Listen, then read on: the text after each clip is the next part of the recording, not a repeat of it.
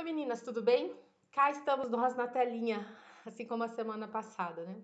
Eu espero que tenha sido uma semana. Eu sei que é cansativo, né? Nós estamos vivendo a mesma situação, vocês como alunas, nós como professores, mas todo mundo tem família, todo mundo está em casa, e é uma situação difícil, né? Mas temos que enfrentar e vamos sair lá na frente, ó, melhores do que entramos. Eu espero realmente que vocês estejam bem. Esse vídeo eu vou resumir muito, vamos tratar de um vídeo de fechamento, né? Porque nós já conversamos sobre esse assunto e pelas fichas de avaliação que vocês entregaram para mim, eu consegui entender que vocês pegaram a ideia da atividade. Isso foi muito bom. Eu gostei muito da avaliação que vocês fizeram. E aí eu vou passar rapidamente a tela dos jogos aqui e o comentário, a avaliação final e a pontuação que vocês atribuíram a cada jogo, tá? Não esquecendo que vocês agora estão com uma lista que vocês podem aproveitar. Quem tem criança em casa, que é a família, que eu não tenho o que fazer, eu tô entediada. Entra, faz uma atividade, usa um jogo desse porque é bem legal. Então vamos lá. O que acontece na avaliação de jogos, né? O índice ele diz pra gente que os jogos educacionais, eles são um tipo de recurso, né? Então os jogos são um tipo de recurso que a gente pode usar na educação, mas que assume um papel ativo na aprendizagem dos alunos. Isso a gente vai conseguir perceber também pelo que vocês avaliaram. Vocês acabaram falando isso, cada uma na sua avaliação final, tá? Mas muito mais do que apresentar conceitos, os jogos eles permitem que a gente explore, ou melhor, que a criança, que o jogador explore e formem os conceitos. Porque ele lança mão de muitas mídias.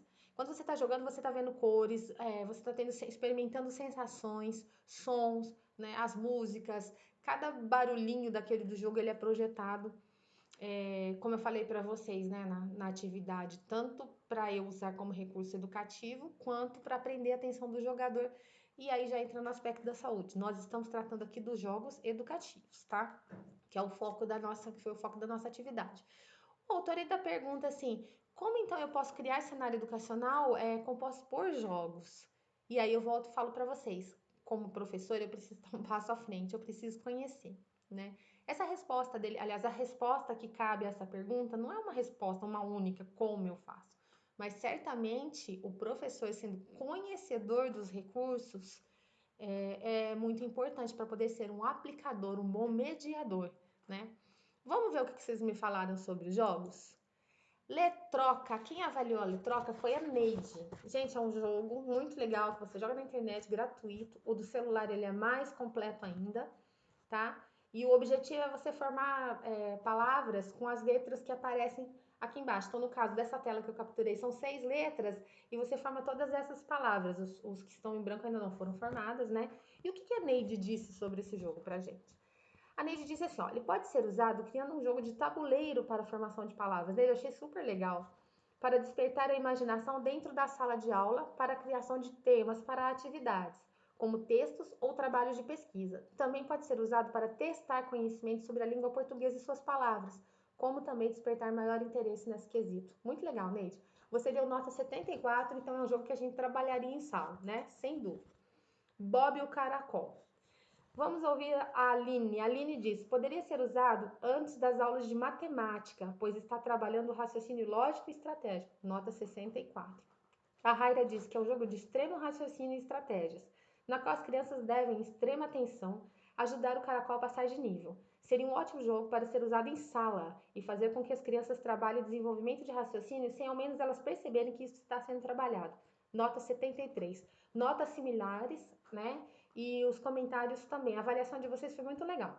Realmente é um jogo de estratégia, né? Aquela estratégia que exige o raciocínio, não é só uma brincadeira por uma brincadeira, porque cada fase acontece uma coisa, né? Então você tem que aprender, aprende errando, com o erro vai crescendo e vai conseguindo passar a fase. A ideia é essa, né?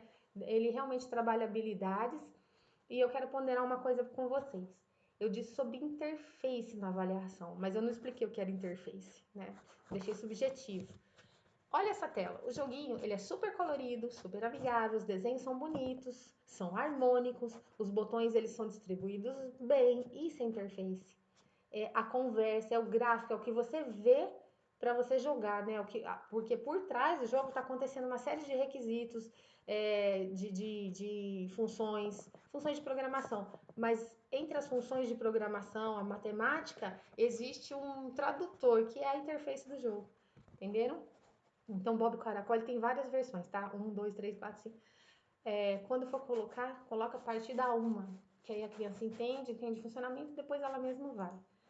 Daqui para lá, de lá para cá. A Carla diz que o jogo é um aplicativo muito bom, que pode ser usado como recurso didático pelos professores, oferecendo suporte nos conteúdos como a matemática e geografia. O gráfico do jogo é bom para a idade de 7 a 8 anos, levando em consideração que o mesmo é bem colorido e chama bastante a atenção das crianças, nota 91. Realmente, Carla, ele trabalha tudo isso. Ele só é um pouco difícil para você explicar ângulos, né? Porque ele trabalha com ângulo 45, ângulo 90. Uma vez tendo explicado isso, a criança vai. Normalmente eu gosto desse jogo assim, eu sou o boneco em sala, simulo a situação como se eles estivessem jogando e eles têm que me controlar, para eles compreenderem o que fazer do jogo. O jogo, o Pedrinho, que é o menininho de boné vermelho aí, ele tem locais para ir na cidade. A criança tem que olhar o mapa, localizar o ponto onde ela deve ir, localizar onde ela está. Então ele é um jogo assim espetacular para lateralidade, ângulos, raciocínio lógico matemático.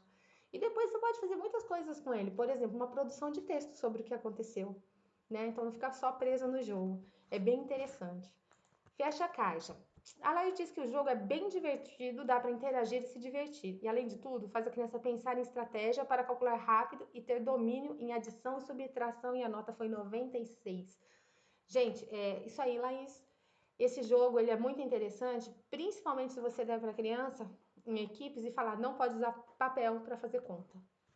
Né? Vamos abstrair, vamos raciocinar. Eles arrumam estratégias fantásticas no dedo, um conta daqui, outra. As estratégias eles montam para trabalhar em equipe.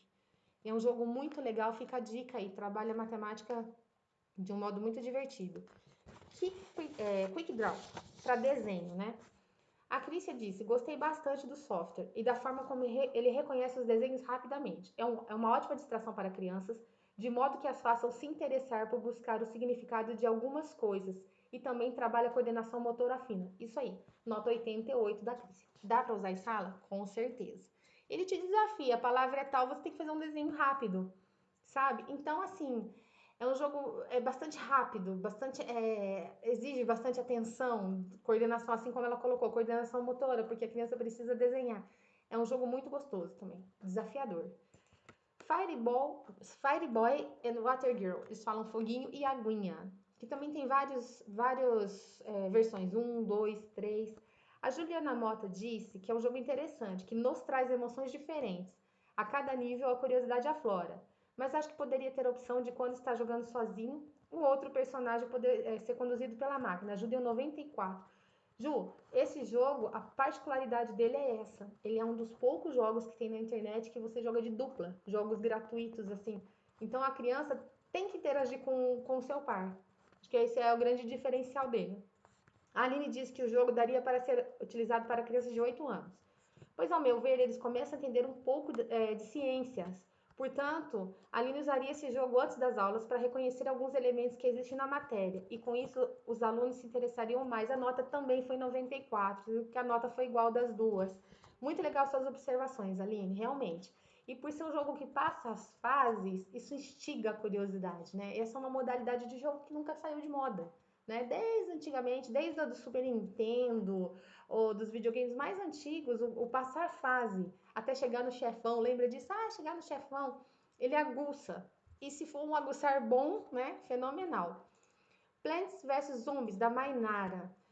A Mainara disse: de acordo com o jogo, né, acho que ele poderia ser melhor elaborado, pois a ideia principal de desenvolver habilidades estratégicas é fantástica e acredito ser de grande valia. Mas a maneira como as coisas são tratadas me faz pensar que o foco do jogo acaba não sendo desenvolver qualquer raciocínio lógico, embora isso possa sim acontecer, mesmo que inconscientemente.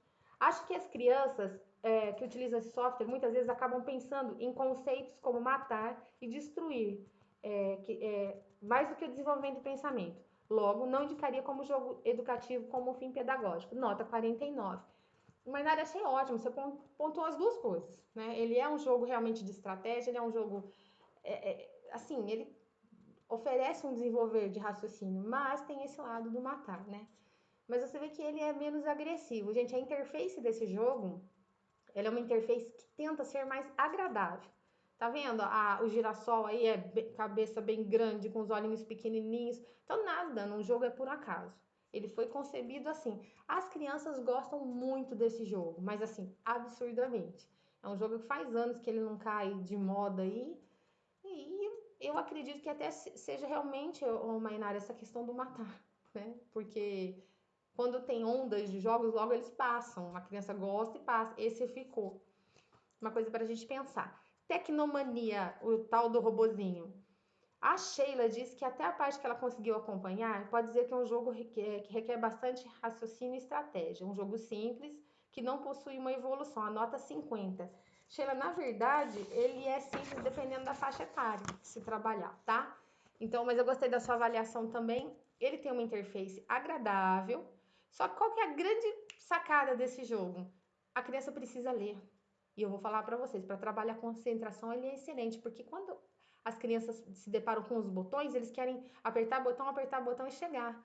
Só que, por exemplo, esse está escrito empurrar. No jogo original, essa palavra, quando você aperta o botão, ela vira empurrar de novo. Gente, as crianças não percebem, num primeiro momento, que tem que empurrar de novo. Eles ficam travados com o robozinho, joga 5, 6, 10 vezes, não desistem. Essa é uma característica muito legal das crianças, eles não desistem. Como nós, a gente tende a falar, é chato, é cansativo. Mas quando eles aprendem, entendem que eles têm que parar, olhar, concentrar e ler, poxa, é uma vitória. É uma vitória para nós professores, sabe? O racha-cuca. Gente, racha-cuca é para rachar cuca mesmo. Viagem de carnaval. Inclusive, eu desafio vocês a entrarem nesse link, tentar zerar esse jogo, tentar terminar e me mandar um print. Quero ver. Vou levar aquela caixa de bis para quem conseguir. Não é um bis só, não, tá? O que acontece aqui no Racha Cuca? Deixa eu ver quem fez a avaliação para mim. Foi a Bruna. A Bruna disse que é um jogo que estimula muito o raciocínio lógico, com a resolução de problema de estratégia. Porém, achei que possui um grau de dificuldade muito elevado, onde mesmo sendo adulta não consegui concluir. Por isso, não usaria em sala de aula com os meus alunos. A nota é 62. Bruna, realmente ele é um jogo extremamente desafiador, apesar da simplicidade da interface dele. Vocês estão vendo, não tem nada. Ele não toca música, ele não acende luz, mas ele exige um grau de raciocínio muito interessante. E como eu falei para vocês, as crianças não desistem. Então tenta aí que eu quero saber. Particularmente é um jogo muito bom, tá? Principalmente dependendo da estratégia. Depois você consegue ligar ele à matemática, você consegue ligar ele à geografia, porque ele tem um destino aqui. Você consegue ligar ele à língua portuguesa, à produção de textos, tá? Robô pega letras, quem fez foi a Rafaela. Tá vendo a interface, gente? Como ela é extremamente amigável? A Rafa diz que, particularmente, achei o software muito interessante, possui um fácil acesso e, além de tudo, é rico em seu conteúdo educacional. Nota 91, realmente, Rafael. Estão vendo que aqui, nesse exemplo, a palavra melancia. O robozinho tem que ir andando, pula. É tipo Mario Brothers, sabe? E aí a criança tem que pegar as letras da caixinha aonde tem a palavra que ela está procurando. É bem interessante. Agora, chegamos no Happy Wheels. Por que eu passei o Happy Wheels para vocês? Eu comentei na videoaula e é um dos mais procurados pelas crianças. A escola, jogam na escola? Não, jogam em casa, tá? A Lívia diz que não é um jogo educativo, não é um jogo que interage com o jogador, não apresenta uma visualização boa, sua tela é muito escura, seus comandos não são precisos. Eu não usaria em nenhum momento dentro da sala de aula. A nota da Lívia foi 72, mas ela diz que é de acordo com o critério das perguntas, mas não usaria. Realmente, ele é um jogo. A Lívia foi bem nos pontos. Eu só não entendi os comandos precisos, Lívia. Não sei se muitas vezes é a gente, mas ele é um jogo muito requisitado. As crianças já vêm conhecendo esse jogo. Se tiver um tempo de atividade livre, eles pedem esse jogo. E realmente ele tem uma interface que não é agradável. Vocês estão vendo aqui do lado direito a bicicleta, o jogador sendo sempre assim, destroçado, destruído, muito sangue. Então, eu posso jogar Happy Wheels? Não. E é bom que vocês sabem que existe também esse Happy Wheels, né? E tem a avaliação da Ana Paula também dele. Na minha opinião, o jogo não é educativo, incentiva a violência, possui um visual muito forte e violento, não contribuindo para o processo de ensino. A nota que a Ana deu é 27. Então, vocês já sabem que o Happy Wheels não é um jogo educativo, ou, como eu falei para vocês, era para estudar as leis da física, seria excelente, mas, enfim, né? Quem projetou o jogo, então nós temos os que projetam, os que jogam, e nosso papel como educadores é ficar atento a isso. Five Nights at Freddy's. A Josiane diz: o jogo não poderia se qualificar em jogos educativos, pois causa medo e alguns sustos. Eu não sei se você jogou com som, Josiane, com som fica pior ainda. Como é aberto, é bastante provável que crianças menores que a faixa etária indicada joguem.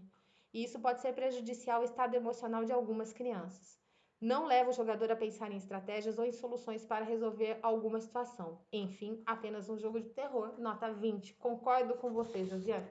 É isso mesmo, a proposta do Five Nights é um jogo de terror para assustar.